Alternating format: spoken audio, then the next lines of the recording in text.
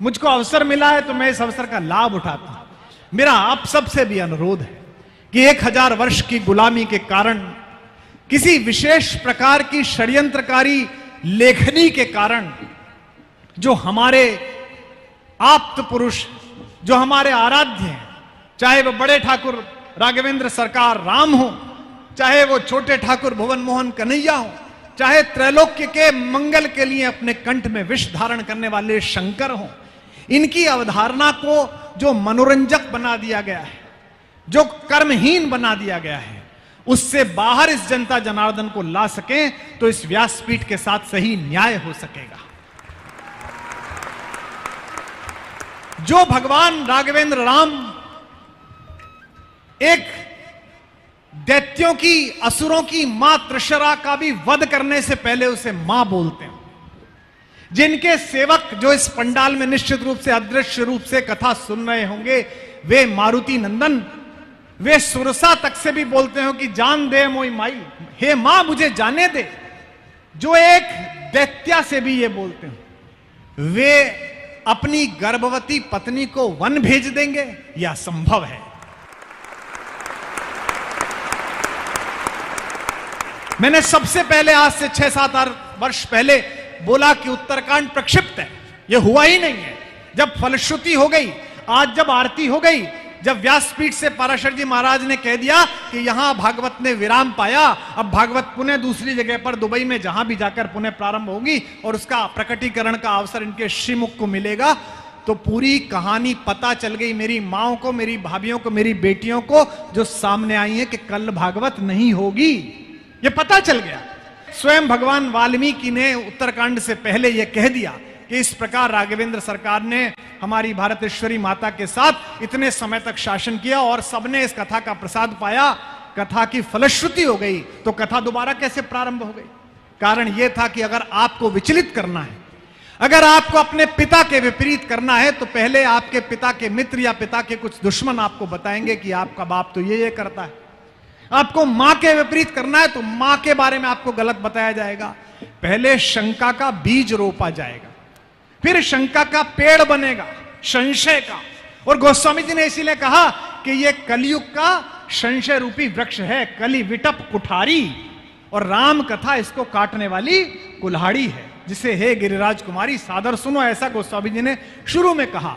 तो वे राम जो दलितों को गले लगाते हैं, जो वंचितों को गले लगाते हैं, यहां बैठे हुए जितने लोग हों, व्यासपीठ और व्यासपीठ से नीचे, आपने कभी सुना कि 14 वर्ष में राम ने किसी राजा से संधि की? नहीं की। आपने कभी सुना कि वो किसी राजवंश के घर में मेहमान रहे? नहीं रहे। वो किन के घर मेहमान रहे? दलितों के, पिछड़ों के, वंचितों के, मल्लाहों के, निषादों के, वनवासियों के, जिनके कुलगुरु वशिष्ठ भी दूर से प्रणाम करते हुए निषाद को बरबस ऋषि भेंटा खींचकर गले पर लगाते हो, वे राम किसी शंभूक का वध कर सकते हैं। ये नीचता केवल भारतीय और सनातन धर्म के विपरीत सोचने वाले लोग ही सोच सकते हैं और कोई नहीं सोच सकता। यह विशेष रूप से डाला गया है, हमारी माओं के मन में शंका पैदा हो, इसके लिए यह योजना बनाई गई है। ऐसे ही भगवान श्री कृष्ण जे नवल नायक हैं, जो 15 वर्ष की आयु में किसी इंद्र के अकारण अहंकार को चुनौती देते हैं और डिजास्टर मैनेजमेंट का बड़ा समूह इकट्ठा कर देते हैं, वे कृष्ण केवल माखन चुराने वाले हो जाएं, वो उनका एक विशेष रस है।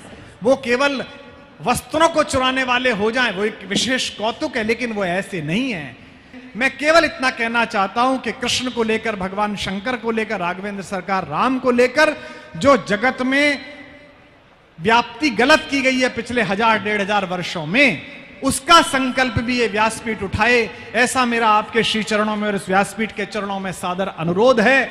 मैं यहां इसलिए भी आया कि जिस रेत पर, जिस मिट्टी पर एक ऐसे संत के चरण पड़े हों, अगर मैं भी वहां पैदल चलकर उन चरणों की रज का एक प्रसाद ले लूं, तो शायद मुझे भी वो आशीर्वाद मिल जाए जिस आशीर्वाद से इस देश में प्रधानमंत्री बने हैं, राष्ट्रपति बने हैं, सरकारें बनी। चित्रकूट में जब भारत के अब्दुल रहीम खान खाना मेरे बाबा तुलसी से मिलने आए थे, तो हाथी बंधे हुए थे सामने रहीम के। तो वो जब गए तो एक हाथी रहीम दास जी जिस पर बैठते थे, वो हाथी चित्रकूट में मिट्टी लेकर अपने शरीर पर डालने लगा। गोस्वामी जी ने वो दृश्य देखा। गोस्वामी जी ने मजे लेते हुए अपने कवि मित्र रहीम से कहा कि धूरी धरत निज शीश पर के ही कारण गजराज। रहीम दास जी, आपका ये हाथी यहां की मिट्टी अपने सिर पर क्यों डाल रहा है, आपका हौदा क्यों खराब कर रहा है? लेकिन रहीम मुसलमान तो थे, लेकिन सनातनी मुसलमान थे, भारतीय मुसलमान थे। और मैं विश्व के दूसरे हिस्सों में जाता हूं, जब कभी बोलता हूं और अगर मेरे इस्लाम मानने वाले बच्चे चुप हो जाएं, इसी महफिल में देवरिया का एक बच्चा बैठा हुआ है, डॉक्टर शाद सिद्दीकी बैठा हुआ है, मुसलमान है, लेकिन हनुमान पर शेर कहा, अदब इतनी के कदमों में पड़े हैं। यह शाद के लिए तालियां देना जो इस मंडप में बैठकर 9 दिन से कथा सुन रहा है। अदब इतनी के कदमों में पड़े हैं और अना इतनी के लंका खाक कर दें। रहीम ने गंगा की स्तुति में एक संस्कृत में श्लोक लिखा है। यहां विद्वान बैठे हैं, प्रोफेसर्स बैठे हैं, और व्यासपीठ तो विद्वत्ता की विग्रह मूर्ति है। कोई मुसलमान ये मानता ही नहीं कि मैं पैदा होऊंगा दोबारा। यह कहा जाता है कि मर गए तो हश्र के दिन तक आप प्रतीक्षा करिए। हिंदू मानता है कि मैं अभी मरूंगा और अभी पैदा होऊंगा। वासांसी जीर्णानि यथा विहाय नयानि संयाति नरो पराणि, आपने अभी व्यासपीठ से सुनाया। लेकिन हिंदुस्तान का सनातनी मुसलमान है। रहीम कहता है, अच्युत चरण तरंगिणी, हे विष्णु जी के नख से निकली हुई गंगा, अच्युत चरण तरंगिणी शंकर मौल मालिती माले, और शंकर जी की जटाओं में मालती माला की तरह लिपटी हुई हे मां गंगा। मैं सरयू मां के तट पे कह रहा हूं ये बात। अच्युत चरण तरंगिणी शंकर मौल मालिती माले, मम तन वितरण समय, जब मेरे शरीर के वितरण का समय हो। भाई तेरे शरीर का वितरण का समय हो ही नहीं सकता, क्योंकि तुम तो हश्र के लिए इंतजाम करोगे। लेकिन वो सनातनी मुसलमान है, वो कहता है जब मैं मरूं और मेरा शरीर खाक हो जाए तो इसका जो वितरण करो, तो मुझे शिवत्व देना, मुझे विष्णुत्व मत देना, क्योंकि मां मैं तुझे चरण पर नहीं रखना चाहता। हे गंगा, मैं रहीम हूं, मैं तुझे सिर पर रखना चाहता हूं। ये रहीम कह रहा है। कितना अच्छा श्लोक मुझे इस व्यासपीठ ने याद दिलाया। अच्युत चरण तरंगिणी शंकर मौल मालिती माले, मम तन वितरण समय, हरता देय न में हरिता, मुझे विष्णुत्व मत देना, मुझे शंकरत्व देना। तो हाथी ने माला ऊपर बनाई फेंक फेंक कर अपने धूल की, और कहा ये जो धूल जा रही है, जितनी माएं बैठी हैं इसे धूल मत समझना, ये ब्रह्म ऋषि देवर्षि बाबा देवरा के चरण से छुई हुई मिट्टी तुम्हारे मस्तकों पे अभिषेक कर रही है। मैं कितना दुर्भाग्यशाली हूं कि आधी शताब्दी का जीवन बीत गया और आज जाकर ये मिट्टी मेरे सिर पर पड़ी। ये पूज्य देवरा बाबा संत की चरण धूल हमारे सिर पर आ रही है, जिस धूल को लेने के लिए विश्व के बड़े बड़े लोग यहां लाइन लगाते थे 1990 से पहले। हम और आप कितने सौभाग्यशाली हैं कि वो चरण धूल, हो सकता है हम में से कुछ बच्चे ऐसे हों, कुछ माएं ऐसी हों जो घरों में रहती हों, ना आ पाती। आज बाबा ने कहा आज प्रसाद का अंतिम दिन है, भागवत में रस बरसा है, ये महिलाएं हैं, कुछ गर्भवती मेरी बेटियां भाभियां बच्चियां हैं, ये कहां झुक पाएंगी।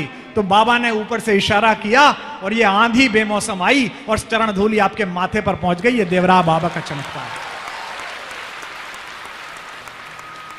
तो हाथी से पूछा, क्या कर रहा है तुम्हारा हाथी? ये कई कारण गजराज, ये धूली सिर पर क्यों डाल रहा है? जो रहीम ने उत्तर दिया वही देवरा बाबा आपको सौंप रहे हैं। रहीम ने कहा, हे प्रभु, ये धूल नहीं फेंक रहा है, जय रज मुनि पत्नी तरी, ये चित्रकूट है। जिस पैरों को छूकर मुनि की, गौतम मुनि की पत्नी अहिल्या का उद्धार हो गया, ये अपने सिर पर फेंक फेंक कर उस धूल को ढूंढ रहा है कि मैं भी इस योनि से मुक्ति पा जाऊं। जय रज निज मुनि पत्नी तरी, ते ही खोजत महाराज। 4 पंक्तियां जो दुनिया के लिए लिखता हूं, मैंने सदा ये माना कि भगवान सुनना है। महाकाल के मंदिर में अंदर जाके भी सुनाई, पशुपतिनाथ में भी यही सुनाई। पूछा कविता सुना दो, तो मैंने कहा यही गाता हूं, यही सुनाता हूं। माएं बैठी हैं, जब बच्चे को सुलाती हैं बचपन में, तो उसमें कोई आवाज नहीं होती है, उसमें केवल धुन होती है। यशोदा हरि पालने झुलावे, हलरावे मुलरावे, जोई सोई कछु गावे। वह जो जोई सोई है वह मातृत्व है, वही मातृत्व है। मैंने लंदन में मैं बोल रहा था तो मैंने कहा कि शबरी माता ने झूठे बेर खिलाए। तो एक बहुत बड़े भारत के विश्व के रईस हैं, तो उनकी पोती ने मुझसे कहा कि आपको कुछ अजीब नहीं लगा, बड़ा बड़ा विभत्स सा है। उसने मुझे अंग्रेजी में कहा, इट्स सो ग्रॉसी, कि आधा खाके और थूक से सना हुआ एक फल भगवान आपके खा रहे हैं। तो मैंने उस बच्ची को कुछ नहीं कहा, मैंने उसकी माँ को बुलाया। मैंने कहा बेटा यहाँ आ। वो आई, जी भैया। मैंने कहा जब ये छोटी थी और इसे पहली बार तूने गर्म करके सेरेलैक खिलाया था या दलिया खिलाया था तो पूरी चम्मच उठा के इसके मुंह में दे दी थी कि पहले खुद खाई थी? तो उसने कहा भैया पहले खुद खाई थी कि गर्म है कि नहीं है, फिर इसके मुंह में दी थी। मैंने कहा बस, जैसे तेरी मां तुझे खिला रही थी ऐसे ही शबरी मां हमारे राघव को खिला रही थी। तो मुझे शबरी याद आ गई, तो मेरा प्रिय बालक है ज्ञान, मैं उसकी पंक्ति को सुना देता हूं कि भावों की सूखी घाटी में, प्रसाद कर लेने जाना है हमको, आपको इसलिए कह रहा हूं संगीत के मित्रों, कि भावों की सूखी घाटी में, आंखों की सूखी घाटी में, भावों की सरयू लहराई, आंखों की सूखी घाटी में, आंखों की सूखी घाटी में, भावों की सरयू लहराई, जब शबरी की पर्णकुटी में, जब शबरी की पर्णकुटी में, अवधि में बोले रघुराई, हमका भूख लगी है माई, हमका भूख लगी है माई, हमका भूख लगी है माई, हमका भूख लगी है माई, हमका भूख लगी है माई। आंखों की सूनी घाटी में, भावों की सरयू लहराई, जब शबरी की पर्णकुटी में, अवधि में बोले रघुराई, हमका भूख लगी है माई, मांगो, हमका भूख लगी है माई। छोटा सा पलाश का दोना, दोने में अध खाए फल हैं, खाने और खिलाने वाले दोनों के ही नयन सजल हैं। अब पंक्ति सुनना, एक भीलनी के पैरों में, एक भीलनी के पैरों में, भाव विभोर हुई ठकुराई, हमका भूख लगी है माई, हमका भूख लगी है माई। अंतिम पंक्तियां सुनिए, सत्य सनातन समानता का दूजा नाम नहीं हो पाया, सत्य सनातन समानता का दूजा नाम नहीं हो पाया, और राम के बाद धरा पर कोई राम नहीं हो पाया। जय श्री राम, जय श्री राम। सत्य सनातन समानता का दूजा नाम नहीं हो पाया, और राम के बाद धरा पर कोई राम नहीं हो पाया। किसने इतनी भावुकता से, किसने इतनी भावुकता से ऊंच नीच की रेख मिटाई, जब शबरी की पर्णकुटी में, अवधि में बोले रघुराई, हमका भूख लगी है आइए हमका भूख लगी है माँ। बोल सियावर रामचंद्र भगवान की जय।